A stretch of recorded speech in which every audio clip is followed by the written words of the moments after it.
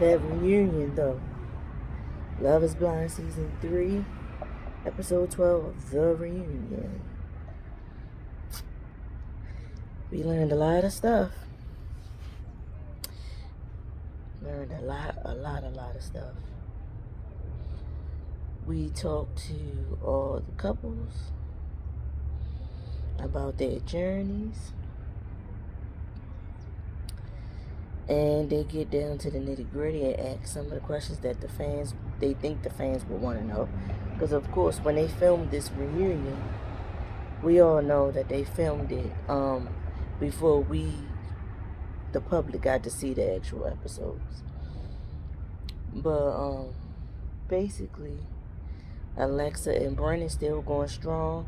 Matt and Colleen still going strong.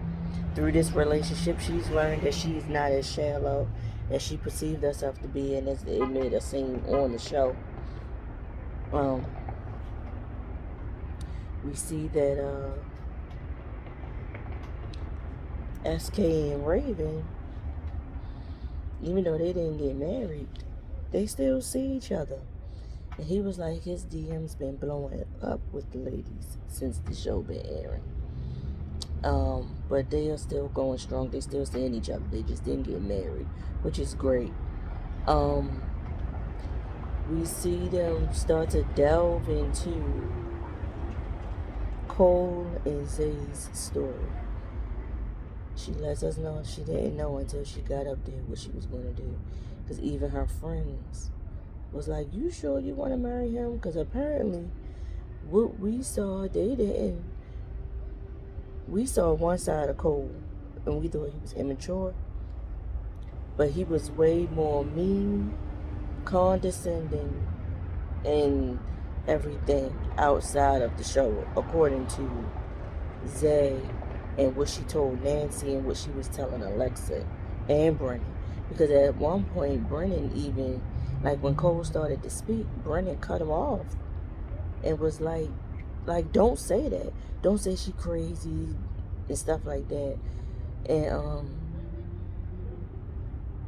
we see SK and Barrett come to Cole's defense, like, listen, let him get out what he wanted to say. Stop cutting him off for his different word usage. Like, let him get it out. Brennan was like, listen, I'm sorry, I can't sit back knowing how he treated her, how he talked to her, and stuff like that. Because he's saying he's seen it, but Alexa says she saw it and she knows exactly how he treated Zay and the things he was saying. Apparently, he was making comments about her weight and what she was eating and all kinds of things.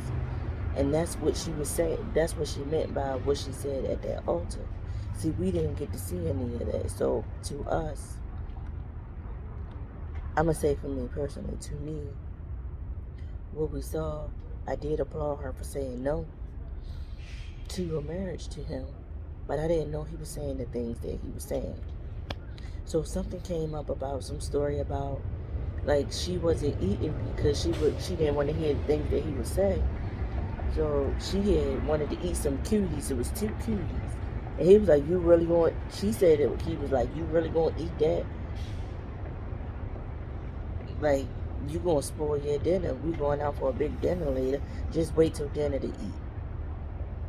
So the way in which she described, he said that, of course, as a woman, we're going to be on the defense and all that kind of stuff. Like, that was rude. That was wrong. But after the reunion aired, at the end,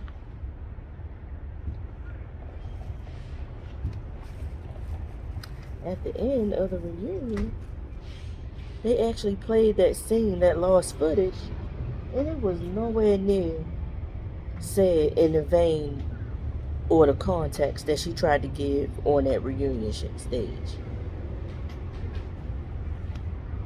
He was like, she said, I was going to eat these. He was like, and then she said something about, because I didn't eat anything all day but a banana and a spoon of peanut butter. And he was like, well, why didn't you say you didn't eat anything all day? I offered you a poke bowl, or whatever he called it. And she was like, yeah, but I didn't want that. We had that last night. And he was like, okay, cool, but you still want to, you doing this why? Because you want to fit into your dress. That's what he said to her. Because you doing that thing that you ladies do. Because y'all want to fit into your dress. And then on the show, she made it seem as though he said it as a way to down her about her weight. Y'all really played Cole. Y'all played him. So like I was saying, y'all really, really played with Cole so bad on this reunion. Yes, he was immature. Yes, he was saying stuff and doing things that was super like childish and stuff. But the way y'all carried on at the reunion, and when I say y'all, I mean Zay, Alexa, and Brennan. Alexa coming to Zay's defense, Nancy coming to Zay's defense about how the things that they didn't catch on camera. Because they even made mention of something about Zay tried to say that the morning of their wedding, Cole came to her, told her he said he met some girl when they went out for their bachelor party that night. And he asked the girl, can he get one last kiss before he get married? You know, he just wanted to kiss another woman before he only kissing Zay for the rest of his life. And the woman said, no, I don't, you know, that's considered cheating. You already engaged to be married, so no, I'm not going to do that. Zay says he told her that the morning of their wedding.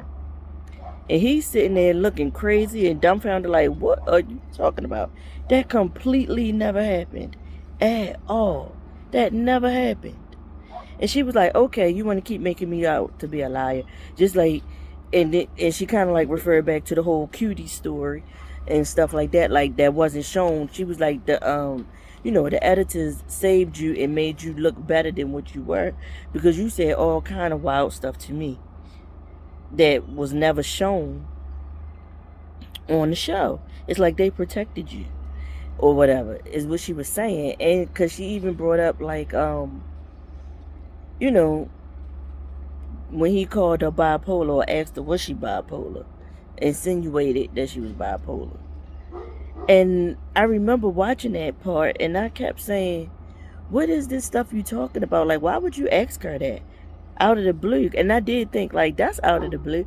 Why would you ask her something like that? Why would you question it? And now, after seeing that lost footage that they actually showed us, now I see why. Because certain things are, like, just with that one scene, you can see that conversation was had. And she took it to the show or to the reunion and tried to make it seem like he was once again attacking her weight. And he really wasn't. He said, oh, you doing that what y'all women be doing when y'all want to fit into a nice dress. Is that what you're doing? That's what he said to her. And that's probably why he asked her was she bipolar. Because they'll have a conversation and it'll go this way. And then she'll relay the conversation to somebody else, her friends in real life and her friends on the show. And make it seem as though this man was attacking her in some way. Zay, you wrong, yo. I mean, it got so bad that at the end, when they was asking everybody their last words, things they want to get off their chest, and I even was watching it as it happened, and he volunteered and offered a genuine apology. He said, sorry, you know, for making you feel bad, tearing down your self-esteem. I never want to be that kind of person. And, I mean, he got tears coming down his eyes. And honestly, I'm watching it and thinking to myself, boy, go ahead with them tears, them crocodile tears, knowing you said and did the things that you did. And it's like, you, in a way, you try to, what's the word? Instead of her being the victim, you want to seem like the victim. Because in that moment, she's like, listen, when I said what I said to you at the altar, once I said I forgive you and I want you to find somebody who loves you or wants the kind of love that you give, I really want that for you. When I told you that, I forgave you in that moment and I let it go. So, like, I take your apology, but it's not going to change anything. I don't want you to feel bad. I don't want you on here crying. And I'm like, and as I'm watching it, I'm still on her side thinking, yo, like, you on here crying. She the one who was done wrong, but you on here crying, so everybody gonna start coming to your defense. And kind of like don't even consider or like put in the back of their mind, out of sight, out of mind, the fact that you did what you did to her. You get what I'm saying? Y'all get what I'm saying, right? How somebody flip it and make themselves the victim. You get that's what I felt like he was doing. But then when they played this scene at the end of the reunion, I was like, wait. Wow. Freaking wow. So anyway, um they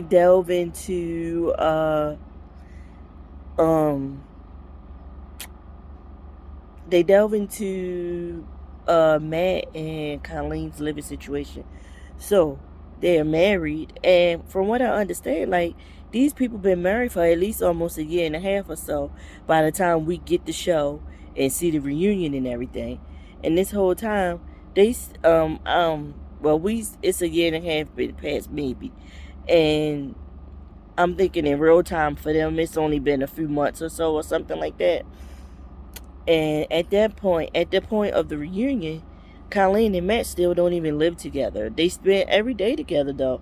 They stay with each other every night, but they both are in leases and they didn't want to pay all that money because I'm sure, like, these property companies, like property owners, they be wild crazy for how much they want you to pay to break your lease, and so they want to break their lease because she said it would, if she broke her lease, she had roommates, so if she broke her lease, it would put her roommates in a bad situation or whatever, and she didn't want to do that to them or whatever, so she's sticking it out for right now, so that's cool. But they're really, really happy. Vanessa said something about them not having a Love Is Blind baby just yet, and when she said that, you see Colleen go, like, girl, ain't nobody even knowing that right now. Like, we let us enjoy being married first and still getting to know each other, and see if this is really going to last. And then we'll think about having some kids. That's what I took from her rolling her eyes in her head. If the rolling her eyes in her head actually happened the moment Vanessa made that statement, because they spliced this stuff up in all kinds of ways, and they could have took that reaction from some other moment and put it in at this moment to make it seem like she rolled her eyes at Vanessa, and she really didn't. They delve into Nancy and Bartiste, and earlier I kept calling him Barrett. I don't know why I keep doing that, but his name is actually Bartiste. So they go into that. He apologizes for how he made Nancy feel, how the fact that he really truly did love her. He was in love. He thought love was blind, but in the end, once he got with his family and they had some hard conversations and stuff like that, like, he just felt like he would be wrong to tell her yes and still be feeling the way he feel going on down the line, and that might give them more trials and tribulations in their relationship, that would in the relationship the marriage wouldn't have survived it or whatever, is what he says.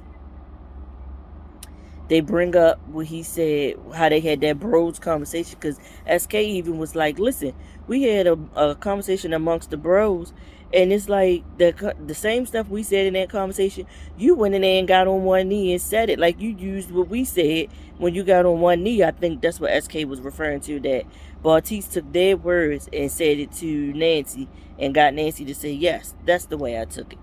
But SK said that was wrong. Nancy comes out and says, Nick and Vanessa bring up the conversation that Bartiste and Raven had at that pool party, and he was like, he said what he said and all that kind of stuff, and Nancy was like, but to his defense, now I don't mean to come to his defense, but I just gotta say it, he did give me brutal honesty, because the same stuff that he said when he was with her at that pool is the same exact stuff he said when he came in that room and was saying what he said to me about her. So it was brutal honesty, but he didn't say one thing to my face and say something else behind my back.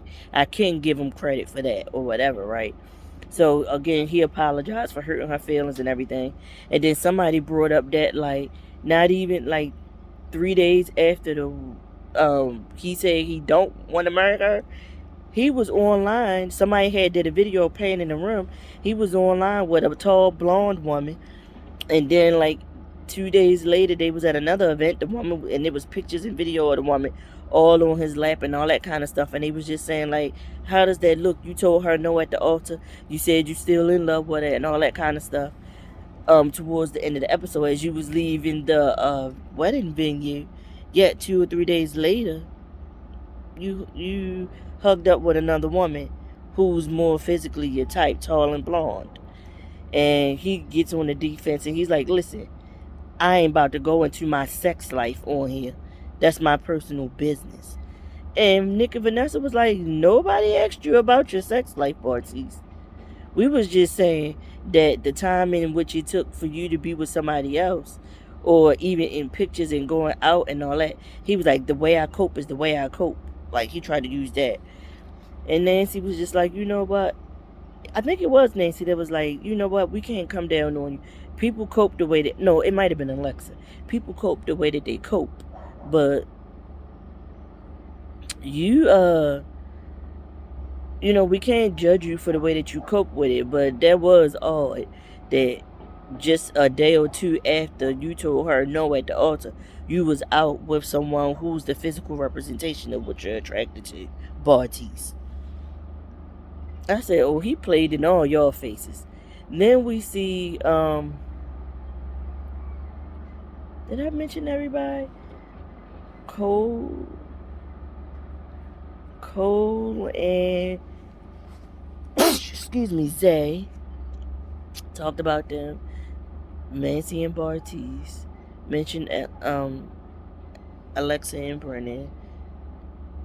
Man, and then SK. Yeah, that basically was it. As you know, SK and Raven are dating. He felt bad and all that kind of stuff, but they did continue to date after the fact, and they really do love each other. They kissed and everything, and Raven do look so pretty with her hair straightened and everything. Nancy looks pretty with her blonde highlights in her hair. She looked real pretty on, like, everybody looks nice on this reunion. I will say, even Vanessa, I like that little frilly dress that she had on.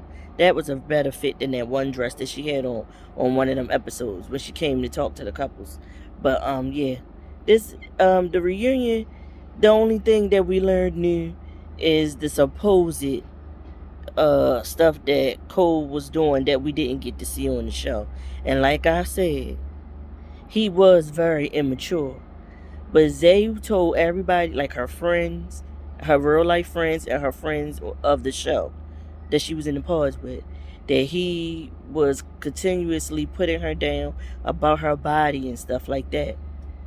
And I should have known that it wasn't that much truth to that, because look at how they were when the show first started, like maybe like episode 3 or so, when they actually went to Malibu and stuff like that, and how she was taking his words and stuff out of context and keep saying, well, do I look good? Like, you didn't tell me I was pretty enough today. Like, that's self-esteem stuff. That's something that Zay got to work out within herself, to be honest with y'all.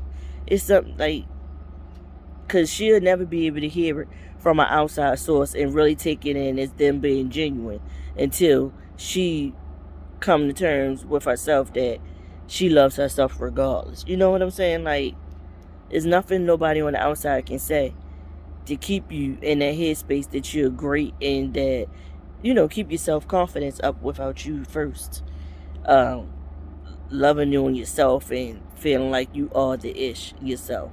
Like, it's nothing nobody can say. And that I should have known then that she had that issue. Well, I did pay attention to it, but when they got on this reunion and she was saying that he said all these things, I was sitting up there believing it, not even thinking about how she was at the beginning when they first saw each other. Yeah, she took a lot of things out of context. Because remember the whole good and great conversation? She wanted him to say that their first night together was great, but he said it was good. and good wasn't good enough for her. Remember that? Yeah, she got issues, and now that further cements in my mind the reasoning behind him asking her was she bipolar, and the way that they made him feel bad, the way that he cried, them genuine tears, and the way that they made fun of Andrew, and with that Visine. And I watched that scene, and I was like, that was odd and weird when he did that. And several other people who reviewed the show been talking about Andrew with them damn Visine drops. Because Nick even brought some Visine and dropped some of his eyes, making fun of him. That was real funny.